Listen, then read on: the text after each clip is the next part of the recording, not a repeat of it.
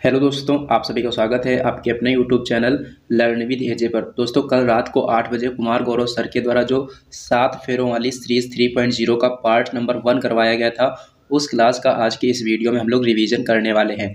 तो चलिए दोस्तों, शुरू करते हैं बिना देरी करे आज के अपने इस सेशन को और देख लेते हैं आज का अपना पहला पॉइंट। तो दोस्तों, यहाँ पर अपना सबसे पहला पॉइंट दिया गया है, संविधान की आत्मा किसको कहा जाता है। तो संविधान की आत्मा प्रस्तावना को भी कहते हैं और आर्टिकल नंबर 32 को भी कहते हैं। अब हमें जवाब कौन सा देना है, इसका आंसर जान लेते हैं कि किस हिसाब से इसका जवाब देना है। देखो, अगर पूछा जाए कि संविधान की आत्मा किसे कहते हैं, तब तो बिना सोचे समझे क्या बता देना है कि प्रस्तावना को कहते हैं। लेकिन अगर पूछ दिया जाए कि संविधान की आत्मा डॉक्टर भीमराव अंबेडकर ने किसको कहा है, तब आपको बताना होगा अनुच्छेद नंबर 32 को। यानी कि डॉक्टर भीमराव अंबेडकर जी के अनुसार जो संविधान की आत्मा है, कौन सा आर्टिकल है, आर्टिकल नंबर 32 है। और अगर नॉर्मली पूछा जाएगा कि संविधान की आत्मा किसको कहा जाता है, तो संविधान की आत्मा प्रस्तावना को कहा जाता है।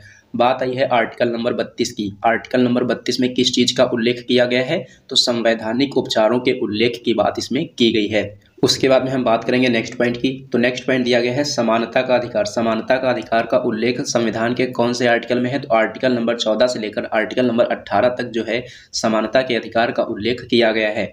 शोषण के विरुद्ध जो अधिकार है, उसका उल्लेख संविधान के कौन से अनुच्छेद में किया गया है, तो अनुच्छेद नंबर 23 और 24 में शोषण के विरुद्ध के अधिकार जो है उनका उल्लेख किया गया है। उसके बाद में धर्म की स्वतंत्रता। धर्म की स्वतंत्रता का उल्लेख कौन से आर्टिकल में किया गया है, आर्टिकल नंबर 25 और 28 में किया। 25 से लेकर 28 तक जो आर्टिकल हैं, उसमें धर्म की स्वतंत्रता का उल्लेख किया गया है। अगर हम बात करेंगे मौलिक अधिकारों की, तो मौलिक अधिकारों की अगर हम बात करेंगे, तो अगर पूछा जाए कि मूल संविधान में कितने मौलिक अधिकार थे, तो मूल संविधान में 7 मौलिक अधिकार थे। और लेकिन वर्तमान संविधान में अगर पूछा जाए कि कितने मौलिक अधिकार हैं, तो वर्तमान समय में केवल और केवल कितने अधिकार हैं, 6 मौलिक अधिकार हैं। 7वां जो मौलिक अधिकार था, संपत्ति का अधिकार, इसको 44वें संविधान संशोधन के द्वारा 1978 से समाप्त कर दिया गया है। और इसको अब क्या बना दिया गया है, इसको एक विधिक अधिकार बना दिया गया है। और इसको कौन से आर्टिकल में रखा गया है, आर्टिकल नंबर 300A में इसको शामिल कर दिया गया है। उसके बाद में हम बात करेंगे नेक्स्ट पॉइंट की। तो नेक्स्ट पॉइंट यहाँ पर दिया गया है कि भारत की संविधान सभा किसके कहने पर बनाई गई थी। भारत की संविधान सभा किसके कहने पर बनाई गई थी, उत्तर हो जाएगा कैबिनेट मिशन के कहने पर। कैबिनेट मिशन कब आया, 1946 में आया था। कब आया था, 1946 में आया था।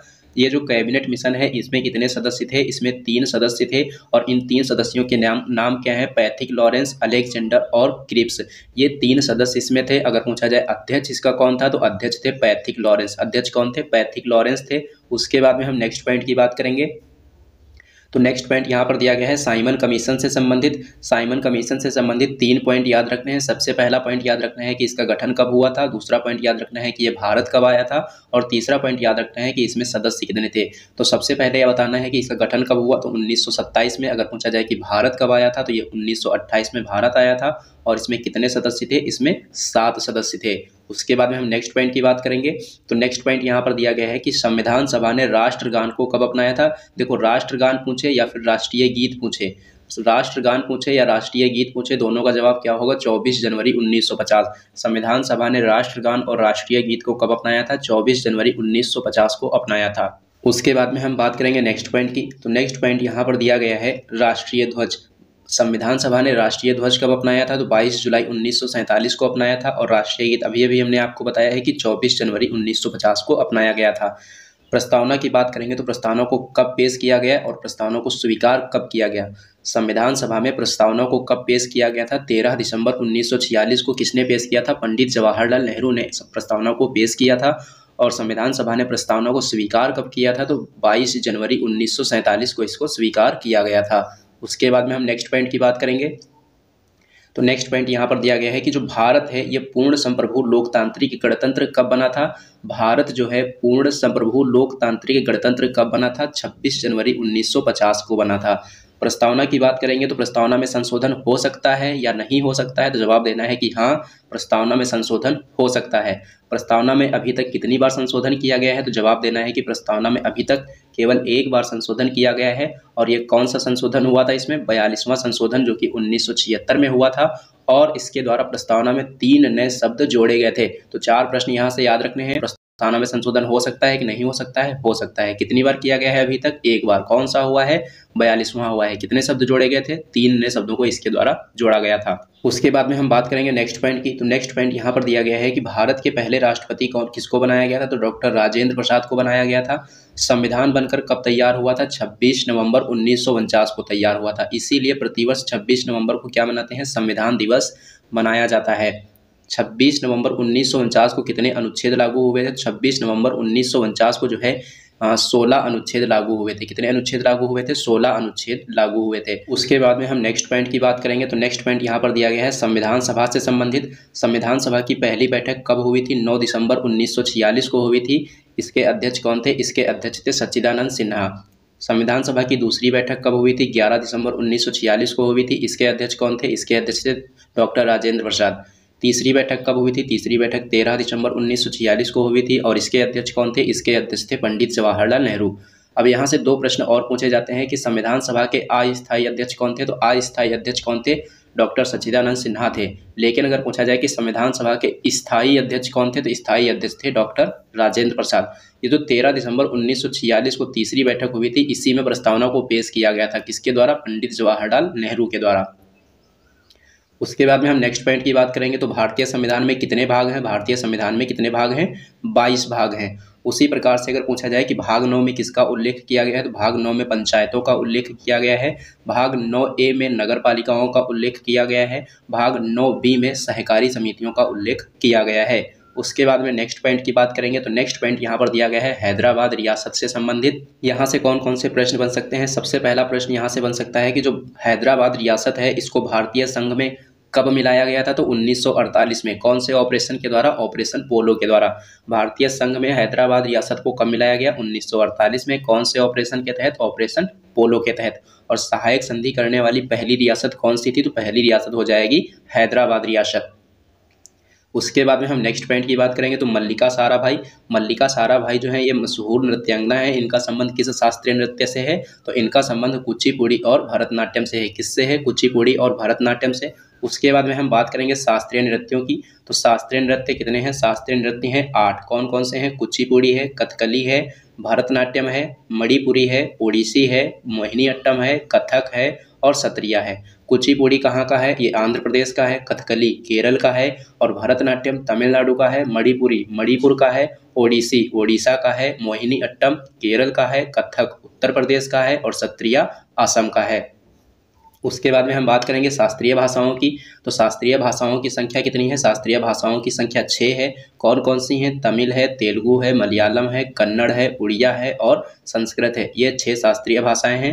सबसे प्राचीनतम शास्त्रीय भाषा पूछी जाएगी तो तमिल हो जाएगी और सबसे नवीनतम शास्त्रीय भाषा पूछी जाएगी तो उड़िया हो जाएगी। तमिल को शास्त्रीय भाषा का दर्जा कब दिया गया था? 2004 में दिया गया था। और उड़िया को शास्त्रीय भाषा का दर्जा कब दिया गया था? 2014 में दिया गया था। उसके बाद में हम बात करेंगे नेक्स्ट पॉइंट की। तो नेक्स्ट पॉइंट यहाँ पर दिया गया है शास्त्रीय नृत्यों से संबंधित। शास्त्रीय नृत्य तो हमने देख लिए हैं कि कौन कौन से शास्त्रीय नृत्य हैं और ये कहाँ के हैं। अगर आपसे पूछा जाए कि शास्त्रीय नृत्यों में सबसे नवीनतम शास्त्रीय नृत्य कौन सा है, तो उत्तर बताना होगा सत्रिया। और ये कहाँ का है? असम का है। और ये जो सत्रिया नृत्य है, इसके संस्थापक कौन माने जाते हैं? शंकर देव को इसका संस्थापक माना जाता है। उसके बाद में अगर हम बात करेंगे कुचिपुड़ी की, तो कुचिपुड़ी यहाँ पर क्या दिया गया है? कुचिपुड़ी की फेमस नर्तक कौन है? यामिनी कृष्णमूर्ति हैं। और भरतनाट्यम की जो फेमस कलाकार कौन है? रुक्मणी देवी हैं, मृणालिनी साराभाई हैं और यामिनी कृष्णमूर्ति हैं। यानी कि जो यामिनी कृष्णमूर्ति हैं, इनका संबंध कुचिपुड़ी से भी है और भरतनाट्यम से भी है। और रुक्मणी देवी का संबंध किससे है? भरतनाट्यम से है। और मृणालिनी साराभाई का संबंध किससे है? भरतनाट्यम से है। उसके बाद में हम बात करेंगे नेक्स्ट पॉइंट की। तो नेक्स्ट पॉइंट यहाँ पर दिया गया है कुचिपुड़ी से संबंधित। कुचिपुड़ी कहाँ का है? ये आंध्र प्रदेश का है। इसके फेमस कलाकार कौन कौन है? यामिनी कृष्णमूर्ति हैं और राधा रेड्डी हैं। कौन है? यामिनी कृष्णमूर्ति और राधा रेड्डी हैं। अन्य नाम क्या है कुचिपुड़ी का? थाल नृत्य और मटका नृत्य। कुचिपुड़ी को थाल नृत्य भी कहते हैं और मटका नृत्य भी कहा है। उसके बाद में बात करेंगे सत्रिया की। तो सत्रिया जो है ये नवीनतम शास्त्रीय नृत्य है। कहाँ का है? असम का है। इसके संस्थापक कौन है? इसके संस्थापक हैं श्रीमनता शंकरदेव। कौन है? श्रीमनता शंकरदेव। ओडिसी ओडिसी कहाँ का शास्त्रीय नृत्य है? ये ओडिशा का है। और इसकी फेमस कलाकार कौन कौन है? संयुक्ता पाणिग्रही हैं, माधवी मुदगल हैं और केलूचरण महापात्र हैं। ये इसके फेमस कलाकार हैं। उसके बाद में कथकली की बात करेंगे। तो कथकली कहाँ का शास्त्रीय नृत्य है? कथकली जो है ये केरल का शास्त्रीय नृत्य है। और इसमें क्या किया जाता है, इसमें भौहों का संचालन किया जाता है। पूछा जाएगा कि भौहों का संचालन कौन से शास्त्रीय नृत्य में होता है, तो कथकली में होता है। फेमस कलाकार कौन कौन है, कृष्णन कोहरी हैं, कृष्णन नायर हैं, आनंद शिवरामन हैं। इसकी विशेषता क्या है, इसकी विशेषता है हरा रंग और लाल रंग। हरा रंग किसका प्रतीक है, विजय का प्रतीक है, और लाल रंग किसका प्रतीक है, बुराई या फिर हार का प्रतीक है। उसके बाद में हम बात करेंगे नेक्स्ट पॉइंट की, तो कथक। ये जो कथक कहाँ का शास्त्रीय नृत्य है, ये उत्तर प्रदेश का शास्त्रीय नृत्य है। कथक का अर्थ क्या होता है, कहानी कहने वाला। फेमस कलाकार कौन है, पंडित बिरजू महाराज, लच्छू महाराज और सितारा देवी। उसके बाद में हम नेक्स्ट पॉइंट की बात करेंगे, तो मणिपुरी। मणिपुरी कहाँ का है, ये मणिपुर का शास्त्रीय नृत्य है। फेमस कलाकार कौन है, झावेरी बहनें इसकी फेमस कलाकार हैं। मोहिनी अट्टम कहाँ का शास्त्रीय नृत्य है, ये केरल का शास्त्रीय नृत्य है। और इसके फेमस कलाकार कौन कौन है, कल्याणी अम्मा, हेमा मालिनी, श्रीदेवी और उसके बाद में भारती शिवाजी। ये इसके फेमस कलाकार हो जाएंगे। और ये जो मोहिनी अट्टम शास्त्रीय नृत्य है, इसको केवल कौन करती हैं, इसको केवल महिलाएं करती हैं, पुरुषों के द्वारा इसका आयोजन नहीं किया जाता है। उसके बाद में अगर पूछा जाए शास्त्रीय भाषाओं से संबंधित कौन कौन से प्रश्न बन सकते हैं, तो शास्त्रीय भाषाएं कितनी हैं, 6 हैं। अगर पूछा जाए कि हिंदी शास्त्रीय भाषा है कि नहीं है, तो नहीं है, क्योंकि तमिल, तेलुगु, कन्नड़, संस्कृत, मलयालम और उड़िया, केवल यही जो 6 भाषाएं हैं शास्त्रीय भाषाएं हैं। तमिल को शास्त्रीय भाषा का दर्जा कब दिया गया था, 2004 में, तेलुगु को 2008 में, कन्नड़ को 2008 में और संस्कृत को 2005 में, मलयालम को 2013 में, उड़िया को 2014 में। यानी कि नवीनतम कौन सी है, उड़िया है, और प्राचीनतम कौन सी है, तमिल है। अगर पूछा जाए कि शास्त्रीय भाषाओं को, ये जो भाषाएं हैं इनको शास्त्रीय भाषा का दर्जा किसके द्वारा दिया जाता है, तो संस्कृति मंत्रालय के द्वारा दिया जाता है। प्राचीनतम हमने क्या बताया, तमिल भाषा को बताया। नवीनतम किसको बताया, उड़िया को बताया। भाषाओं की बात आई है तो भाषाओं से संबंधित अनुसूची कौन सी है, अनुसूची 8 है। इसमें कितनी भाषाओं का उल्लेख है, 22 भाषाओं का उल्लेख है। लेकिन मूल संविधान में केवल 14 भाषाओं का उल्लेख था और वर्तमान संविधान में 22 भाषाओं का उल्लेख किया गया है। उसके बाद में हम नेक्स्ट पॉइंट की बात करेंगे, तो नेक्स्ट पॉइंट यहाँ पर दिया गया है, वायसराय की कार्यकारी परिषद में सम्मिलित होने वाले प्रथम भारतीय व्यक्ति कौन थे, तो सत्येंद्र प्रसाद सिन्हा। वायसराय की कार्यकारी परिषद में सम्मिलित होने वाले प्रथम भारतीय व्यक्ति कौन है, सत्येंद्र प्रसाद सिन्हा है।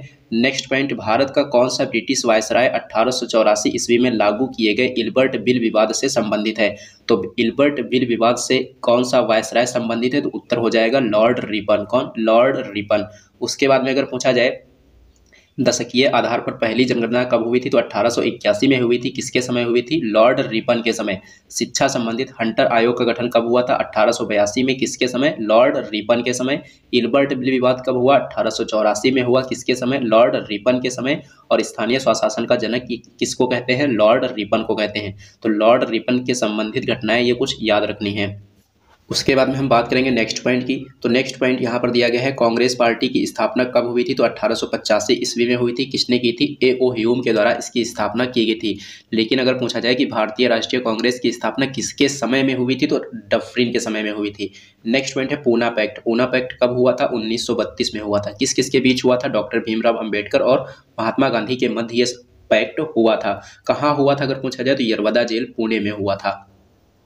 उसके बाद में नेक्स्ट पॉइंट की बात करेंगे, तो सांप्रदायिक पंचायत की घोषणा कब और किसने की थी, तो 1932 में रैमजे मैकडॉनल्ड के द्वारा सांप्रदायिक पंचायत की घोषणा की गई थी। नेक्स्ट पॉइंट है सूरत अधिवेशन। सूरत अधिवेशन कब हुआ था, 1907 में हुआ था। इसके अध्यक्ष कौन थे, इसके अध्यक्ष थे रास बिहारी घोष। और इसमें क्या होता है, कांग्रेस का 2 दलों में विभाजन हो जाता है, नरम दल और गरम दल में। उसके बाद में अगर पूछा जाए कि लखनऊ अधिवेशन कब हुआ था, लखनऊ अधिवेशन हुआ था 1916 में। और इसके अध्यक्ष कौन थे, अंबिका चरण मजूमदार थे। और इसमें जो नरम दल और गरम दल थे उनका मिलन हो जाता है, यानी फिर से एक हो जाते हैं। उसके बाद में हम नेक्स्ट पॉइंट की बात करेंगे, तो गांधी इरविन समझौता कब हुआ था, 5 मार्च 1931 को हुआ था। कराची अधिवेशन कब हुआ, 1931 में। और इसके अध्यक्ष कौन थे, सरदार वल्लभ भाई पटेल थे। उसके बाद में हम नेक्स्ट पॉइंट की बात करेंगे, तो नेक्स्ट पॉइंट यहाँ पर दिया गया है रॉलेट एक्ट। रॉलेट एक्ट कौन से वर्ष का है, 1919 का है। और ये किसके समय लाया गया था, लॉर्ड चेम्सफोर्ड के समय लाया गया था। इसी को काला कानून, नो दलील, नो अपील, नो वकील का कानून भी कहा जाता है। ये भी पॉइंट आपको यहाँ से याद रखना है। बंगाल विभाजन कब हुआ था, 1905 में हुआ था। किसके समय, लॉर्ड कर्जन के समय। असहयोग आंदोलन 1920 में हुआ था। किसके समय, चेम्सफोर्ड के समय हुआ था। सविनय अवज्ञा आंदोलन 1930 को इरविन के समय में हुआ था। भारत छोड़ो आंदोलन 1942 को लिन लिथगो के समय में हुआ था। तो यहाँ से संबंधित 8 पॉइंट आपको याद रखने हैं। पहला पॉइंट, बंगाल विभाजन कब हुआ, 1905 में। किसके समय हुआ, कर्जन के समय। इसी प्रकार से 2 पॉइंट इसके हो गए, 2 पॉइंट इसके हो गए, 2 पॉइंट इसके हो गए, 2 पॉइंट इसके हो गए। तो ये 8 पॉइंट आपको यहाँ से याद रखने हैं। उसके बाद में अगर पूछा जाए कि पुरातत्व विभाग की स्थापना, स्वदेशी आंदोलन, विश्वविद्यालय अधिनियम और सेकंड दिल्ली दरबार, ये जो घटनाएं हैं ये सब किसके समय में हुई थी? ये सब सभी घटनाएं किसके समय हुई थी? लॉर्ड कर्जन के समय में हुई थी। उसके बाद में अगर पूछा जाए कि बंगाल का पहला गवर्नर कौन था, तो बंगाल का पहला गवर्नर था रॉबर्ट क्लाइव, और बंगाल का पहला गवर्नर जनरल पूछा जाएगा तो वॉरेन हेस्टिंग है। भारत के पहले गवर्नर जनरल कौन थे? बेंटिक थे। और भारत के पहले वायसराय कौन थे? कैनिंग थे। उसके बाद में अगर हम बात करेंगे नेक्स्ट पॉइंट की, तो नेक्स्ट पॉइंट दिया गया है कि ओवन मेरेडिथ के नाम से कविताएं कौन लिखता था? तो ओवन मेरेडिथ के नाम से जो कविताएं लिखता था कौन लिखता था? लॉर्ड लिटन लिखता था। अगर पूछा जाए कि वर्नाक्यूलर प्रेस एक्ट 1878 में किसके समय में आया था? लॉर्ड लिटन के द्वारा लाया गया था। और इसको समाप्त किसके द्वारा किया गया था? इसको समाप्त किया गया था रिपन के द्वारा। उसके बाद में हम नेक्स्ट पॉइंट की बात करेंगे, तो भारत की जो राजधानी है उसको कलकत्ता से दिल्ली कब स्थानांतरित किया गया था? 1912 में स्थानांतरित किया गया था, लेकिन घोषणा 1911 में ही कर दी गई थी। किसके समय में? हार्डिंग के समय में। उसके बाद में हम नेक्स्ट पॉइंट की बात करेंगे, तो नेक्स्ट पॉइंट है कि सांप्रदायिक निर्वाचन प्रणाली की शुरुआत किसके द्वारा हुई थी? तो 1909 के मार्ले मिंटो एक्ट के द्वारा सांप्रदायिक निर्वाचन प्रणाली की शुरुआत हुई थी। रेगुलेटिंग एक्ट कौन से वर्ष का है? 1773 का है। आरबीआई एक्ट कौन से वर्ष का है? 1934 का है। उसके बाद में हम बात करेंगे नेक्स्ट पॉइंट की, तो नेक्स्ट पॉइंट यहाँ पर दिया गया है सर्वेंट्स ऑफ इंडिया सोसाइटी के संस्थापक कौन है? सर्वेंट्स ऑफ इंडिया सोसाइटी के संस्थापक हैं गोपाल कृष्ण गोखले। सत्यशोधक समाज की स्थापना किसने की थी? ज्योतिबा फुले जी ने की थी। लाल कुर्ती दल का गठन किसने किया था? खान अब्दुल गफ्फार खान ने किया था। गुलामगिरी पुस्तक के लेखक कौन है? ज्योतिबा फुले हैं। बक्सर का युद्ध कब हुआ था? बक्सर का युद्ध जो है ये 1764 ईस्वी में हुआ था। और प्लासी का युद्ध कब हुआ था? प्लासी का युद्ध 23 जून सन 1757 ईस्वी को हुआ था। अगर पूछा जाए नेक्स्ट पॉइंट की, तो इलाहाबाद की संधि कब हुई थी? तो इलाहाबाद की संधि जो है 1765 ईस्वी में हुई थी। बंगाल का स्थायी मालगुजारी बंदोबस्त किसने शुरू की थी? तो बंगाल की जो स्थायी मालगुजारी बंदोबस्त व्यवस्था है किसके द्वारा शुरू की गई थी? कॉर्नवालिस के द्वारा शुरू की गई थी। और महालवाड़ी व्यवस्था किसने शुरू की थी? तो हॉल्ट मैकेंजी ने की थी। और रैयतवाड़ी व्यवस्था किसके द्वारा शुरू की गई थी? रीड और मुनरो के द्वारा ये व्यवस्था शुरू की गई थी। उसके बाद में हम नेक्स्ट पॉइंट की बात करेंगे, तो नेक्स्ट पॉइंट यहाँ पर दिया गया है कि सिविल सेवा का जनक किसको कहा जाता है और पुलिस का जनक किसको कहा जाता है? तो लॉर्ड कॉर्नवालिस को कहा जाता है। पुर्तगाली यात्री जो कि वास्को डिगामा है, यह भारत कब आया था? 1498 में आया था। और इसका कालीकट तट पर पहुंचने के बाद किस भारतीय राजा ने इसका स्वागत किया था? तो जमोरिन ने इसका स्वागत किया था। नेक्स्ट पॉइंट, विजयनगर साम्राज्य का संस्थापक कौन? हरिहर एंड बुक्का। और विजयनगर साम्राज्य के फेमस राजा कौन है? कृष्णदेव राय हैं। इनके एक ग्रंथ है अमुक्तमाल्यदा। पूछा जाता है कि अमुक्तमाल्यदा ग्रंथ किसका है? तो ये कृष्णदेव राय का है। अष्टदिग्गज किसके दरबार में रहते थे? अष्टदिग्गज जो है कृष्णदेव राय के दरबार में रहते थे। उसके बाद में हम नेक्स्ट पॉइंट की बात करेंगे, तो नेक्स्ट पॉइंट यहाँ पर दिया गया है कि जो पानीपत का तीसरा युद्ध है कब हुआ था? 1761 ईस्वी में हुआ था। अगर पूछा जाए किस किस के बीच हुआ था, तो मराठों और अहमद शाह अब्दाली के बीच ये युद्ध लड़ा गया था। और जब ये पानीपत का तीसरा युद्ध लड़ा जा रहा था तो इस समय दिल्ली का शासक कौन था? इस समय दिल्ली का शासक था शाह आलम द्वितीय। कौन? शाह आलम द्वितीय। नेक्स्ट पॉइंट है कि ब्लू वाटर जो पॉलिसी है किसके द्वारा शुरुआत की गई थी इसकी? फ्रांसिस्को डी अल्मीडा ने इसकी शुरुआत की थी। पुर्तगाल का वास्तविक संस्थापक किसको माना जाता है? अल्फांसो डी अल्बुकर्क को माना जाता है। नेक्स्ट पॉइंट की बात करेंगे, तंबाकू की खेती और प्रिंटिंग जो प्रेस है इसको हमने किससे सीखा है? इसको हमने पुर्तगालियों से सीखा है। चार्ल्स सेकंड की बात करेंगे तो इसका विवाह किससे हुआ था? कैथरीन से हुआ था। कैथरीन कहाँ की रानी थी? पुर्तगाल की राजकुमारी थी। और चार्ल्स सेकंड को इससे विवाह करने के बाद में दहेज में क्या दिया गया था? बम्बई दिया गया था। कैथरीन से विवाह करने के बाद में दहेज में क्या मिला था? बम्बई मिला था। नेक्स्ट पॉइंट की बात करेंगे, तो हड़प्पा सभ्यता की खोज किसने की थी? दयाराम साहनी ने कब की थी? 1921 में। और हड़प्पा जो है किस नदी के तट पर है? रावी नदी के तट पर स्थित था। मोहनजोदड़ो की बात करेंगे, इसकी खोज राखालदास बनर्जी ने 1922 में की थी। इसको मृतकों का टीला भी कहा जाता है। मृतकों का टीला किसे कहते हैं? मोहनजोदड़ो को कहते हैं। उसके बाद में हम नेक्स्ट पॉइंट की बात करेंगे, तो नेक्स्ट पॉइंट दिया गया है कि बंगाल में द्वैध शासन की शुरुआत किसके द्वारा की गई थी? रॉबर्ट क्लाइव के द्वारा की गई थी। लेकिन पूछा जाए कि बंगाल में द्वैध शासन समाप्त किसके द्वारा किया गया था? तो वॉरेन हेस्टिंग के द्वारा इसको। बंदरगाह के साक्ष्य कहाँ से प्राप्त हुए हैं? लोथल गुजरात से प्राप्त हुए हैं। हल के चिन्ह कहाँ से प्राप्त हुए हैं? कालीबंगा से।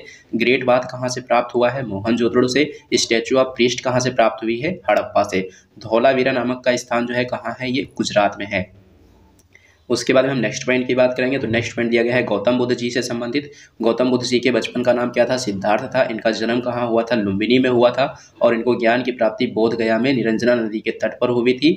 और इन्होंने अपना पहला उपदेश कहाँ दिया था? पहला उपदेश इन्होंने अपना सारनाथ में दिया था, जिसको धम्म चक्र प्रवर्तन के नाम से जाना जाता है। और इन्होंने अपने सर्वाधिक उपदेश कहाँ दिए थे? श्रावस्ती में दिए थे। और महापरिनिर्वाण इनको कहाँ प्राप्त हुआ था? कुशीनगर में प्राप्त हुआ था। उसके बाद हम नेक्स्ट पॉइंट की बात करेंगे। तो नेक्स्ट पॉइंट यहाँ पर दिया गया है कि नालंदा विश्वविद्यालय की स्थापना किसने की थी, तो कुमारगुप्त ने की थी। भारत का नेपोलियन किसको कहते हैं, समुद्रगुप्त को कहते हैं। उसके बाद में हम नेक्स्ट पॉइंट की बात करेंगे। तो नेक्स्ट पॉइंट यहाँ पर दिया गया है कि मनुष्य के द्वारा प्रयोग में लाया गया सबसे पहला अन्न कौन सा था, तो ये हो जाएगा जौ, जिसको यौ भी कहा जाता है। कौन सी धातु हड़प्पा सभ्यता में नहीं पाई गई है, जवाब होगा इसका लोहा। हड़प्पा सभ्यता के बारे में 3 पॉइंट याद रखने हैं कि ये पहली नगरीय सभ्यता है और इसको कांस्य युगीन सभ्यता भी कहते हैं, और ये आद्य ऐतिहासिक काल की सभ्यता है।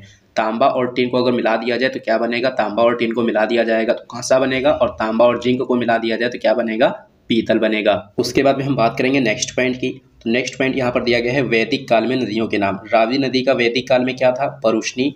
चेनाब नदी का वैदिक काल में नाम क्या था, अश्किनी। झेलम नदी का वैदिक काल में नाम क्या था, विदस्ता। उसके बाद में नेक्स्ट पॉइंट की बात करेंगे वेद त्रयी। वेद त्रयी में कौन कौन से वेद शामिल हैं, ऋग्वेद शामिल है, सामवेद शामिल है और यजुर्वेद शामिल है। जादू टोना से संबंधित वेद कौन सा है, अथर्ववेद है। नेक्स्ट पॉइंट है कि ऋग्वेद में कितने मंडल हैं, ऋग्वेद में 10 मंडल हैं और सूक्त कितने हैं, 1028।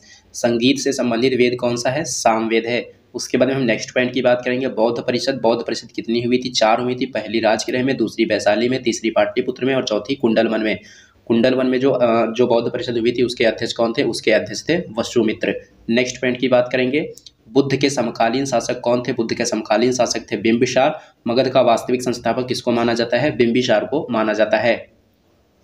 त्रिपिटक की बात करेंगे तो त्रिपिटक कौन कौन से हैं, विनय पिटक, सूत्र पिटक और अभिधम्म पिटक, ये क्या है, त्रिपिटक हैं। और जैन धर्म के त्रिरत्न कौन कौन से हैं, सम्यक दर्शन, सम्यक ज्ञान और सम्यक चरित, ये जैन धर्म के त्रिरत्न हैं। और बौद्ध धर्म के त्रिरत्न कौन से हैं, बुद्ध, धम्म एवं संघ जो हैं ये बौद्ध धर्म के त्रिरत्न हैं। लाइट ऑफ एशिया किसको कहा जाता है, light of Asia Gautam Buddha ji को कहा जाता है। नेक्स्ट पॉइंट की बात करेंगे तो महावीर स्वामी से संबंधित है। महावीर स्वामी का जन्म कहाँ हुआ था, कुंडग्राम में हुआ था। इनके बचपन का नाम वर्धमान था और इनका निधन पावापुरी में हुआ था। और ये जैन धर्म के वास्तविक संस्थापक माने जाते हैं तथा ये जैन धर्म के 24वें तीर्थंकर थे। लेकिन अगर पूछा जाए कि जैन धर्म के पहले तीर्थंकर कौन थे, तो ऋषभदेव थे। और जैन धर्म के 23वें तीर्थंकर कौन थे, तो ये पार्श्वनाथ थे। उसके बाद में हम नेक्स्ट पॉइंट की बात करेंगे। तो नेक्स्ट पॉइंट यहाँ पर दिया गया है कि 16 महाजनपदों का उल्लेख किस बौद्ध ग्रंथ में मिलता है, तो अंगुत्तर निकाय में मिलता है। और दक्षिण भारत में स्थित एकमात्र महाजनपद कौन सा है, अस्मक है, जो कि गोदावरी नदी के तट पर स्थित था और इसकी राजधानी पोतन या पोतली है। क्या है, पोतन या पोतली। अब कुछ दर्शन दिए गए हैं, जैसे कि न्याय दर्शन किससे संबंधित है, महर्षि गौतम से। सांख्य दर्शन कपिल मुनि से संबंधित। योग दर्शन पतंजलि से संबंधित है। वैशेषिक दर्शन कणाद से संबंधित है। पूर्व मीमांसा जैमिनी से संबंधित है और उत्तर मीमांसा बादरायण से संबंधित है। नेक्स्ट पॉइंट की बात करेंगे तो क्षुद्र ग्रह जो हैं, क्षुद्र ग्रह की जो बेल्ट है, एस्टेरॉइड जो बेल्ट है, कहाँ पाई जाती है, मंगल ग्रह और बृहस्पति ग्रह के बीच में पाई जाती है। इक्विनॉक्स कब होता है, इक्विनॉक्स जो है जब दिन और रात बराबर होते हैं तब होता है। और दिन और रात कब बराबर होते हैं, 21 मार्च और 23 सितंबर को दिन और रात बराबर होते हैं। सबसे बड़ा दिन कब होता है, 21 जून को होता है। सबसे बड़ी रात कब होती है, 22 दिसंबर को होती है। उसके बाद में हम नेक्स्ट पॉइंट की बात करेंगे तो अलास्का और उत्तरी कनाडा जैसे ध्रुवीय क्षेत्रों में जब आकाश में चमकीले रंग प्रदर्शित होते हैं तो उस भौतिक परिघटना को क्या कहा जाता है, सुमेरु ज्योति कहा जाता है। क्या कहा जाता है, सुमेरु ज्योति। सर्वाधिक उपग्रहों वाला ग्रह कौन सा है, बृहस्पति है। इसके कितने उपग्रह हैं, 92 उपग्रह हैं। ग्रहों की गति के नियम किसने दिए थे, ग्रहों की गति के नियम केपलर के द्वारा दिए गए थे। नेक्स्ट पॉइंट की बात करेंगे पारिस्थितिकी या फिर इकोसिस्टम शब्द का प्रयोग सबसे पहले किसने किया था, टेंसले ने किया था। और इकोलॉजी शब्द का प्रयोग सबसे पहले किसने किया था, अर्नेस्ट हेकल ने किया था। नेक्स्ट पॉइंट है कि चट्टानों का अध्ययन क्या कहलाता है, पेट्रोलॉजी कहलाता है। अभिलेखों का अध्ययन एपिग्राफी कहलाता है। नेक्स्ट पॉइंट की बात करेंगे तो जलीय पारिस्थितिकी तंत्र का जैव भार पिरामिड कैसा होता है, तो ये उल्टा होता है। भूमध्य सागर का प्रकाश स्तंभ किसे कहते हैं, स्ट्राम्बोली को कहते हैं। नेक्स्ट पॉइंट की बात करेंगे तो म्यांमार से कौन कौन से भारतीय राज्य सीमा बनाते हैं, तो अरुणाचल प्रदेश, नागालैंड, मणिपुर और मिजोरम बनाते हैं। म्यांमार की राजधानी क्या है, नए पैताओ है। गोल्डन पैगोडा कंट्री किसको कहते हैं, म्यांमार को कहते हैं। उसके बाद में नेक्स्ट पॉइंट की बात करेंगे तो सबसे लंबी तटरेखा वाला राज्य पहले नंबर पर गुजरात है, दूसरे नंबर पर आंध्र प्रदेश है। माजुली द्वीप कहाँ है, माजुली द्वीप असम में है। नदी पूछी जाएगी तो ब्रह्मपुत्र नदी पर है और ब्रह्मपुत्र नदी को तिब्बत में क्या कहते हैं, सांगपो कहते हैं। ब्रह्मपुत्र की सहायक नदी कौन सी है, ये हो जाएगी लोहित नदी। तो दोस्तों ये था आज का आपका सेशन। ये सेशन आपको कैसा लगा है कमेंट बॉक्स में कमेंट करके जरूर बताना। अगर ये सेशन आपको पसंद आया तो इसे लाइक करना और इसे अपने दोस्तों में ज़्यादा से ज़्यादा शेयर भी करना। और हाँ दोस्तों, अगर आप लोगों ने अभी तक हमारे चैनल को सब्सक्राइब नहीं किया है तो चैनल को सब्सक्राइब कर लेना और बेल आइकन पर क्लिक करके ऑल पर जरूर क्लिक कर लेना, जिससे कि इस चैनल पर जब भी कोई वीडियो अपलोड की जाए तो उसका नोटिफिकेशन आपको सबसे पहले मिले। तो चलिए दोस्तों, मिलते हैं हम लोग एक नेक्स्ट वीडियो में।